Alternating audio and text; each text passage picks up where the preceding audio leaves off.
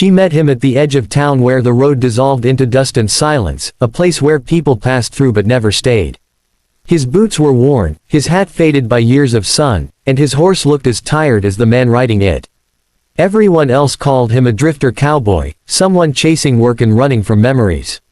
She only noticed his quiet manners, the way he tipped his hat, and how his eyes carried a sadness that felt older than the land itself.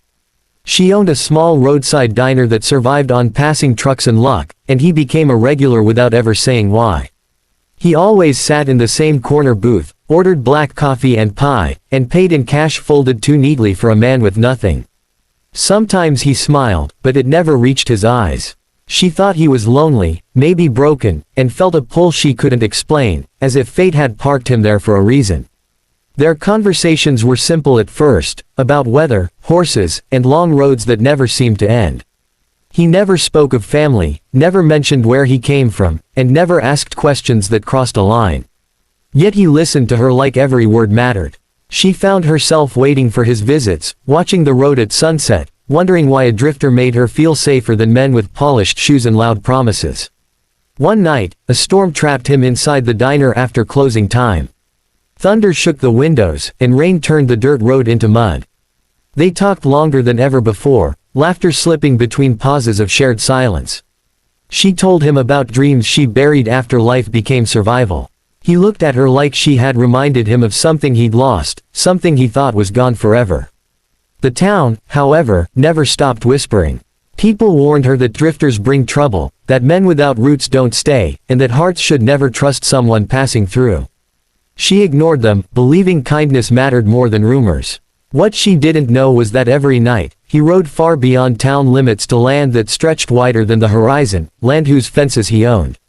He wasn't a drifter at all. He was the largest private landowner in the state, a man whose signature moved millions, whose silence was mistaken for emptiness. Years ago, love had shattered him when his wife died on that very land. Since then, he traded suits for denim, meetings for open skies, and people for solitude. He hid among dust and shadows because wealth couldn't protect his heart. The truth came out the day a black convoy rolled into town, shattering its routine like glass. Men in tailored suits stepped out, calling his name with respect and urgency.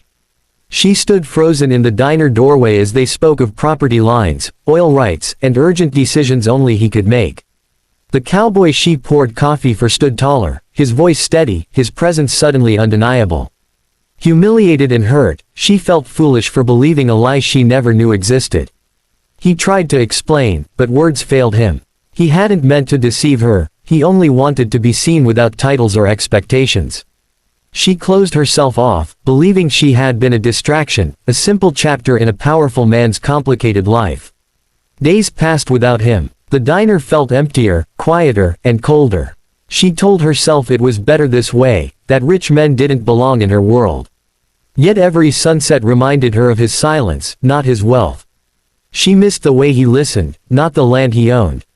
What she didn't know was that he had stopped everything, business, negotiations, even profit, because losing her felt worse than losing half the state. He returned not on horseback, but alone, walking into the diner like a man laying down his armor. He told her everything, the grief, the isolation, the reason he hid. He told her money meant nothing without someone to share mornings with. For the first time in years, his eyes weren't guarded, they were terrified of losing love again.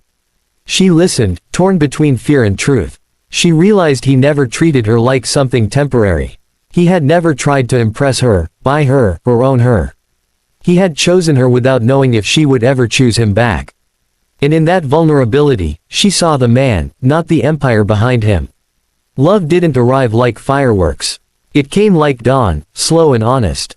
She didn't fall for his land or power, she fell for the cowboy who washed dishes after closing and waited patiently for her trust. He didn't rescue her, he stood beside her. Together, they learned that love isn't about status, it's about staying. The town adjusted in time, whispering turned into awe, but nothing changed between them. He still wore the same hat. She still poured the coffee. Only now, the road no longer felt like an escape. It felt like home. He sold parts of his empire he no longer needed and invested in the town that gave him something money never could. She watched him laugh more, sleep better, and finally let go of grief. Love didn't erase the past, but it gave it meaning.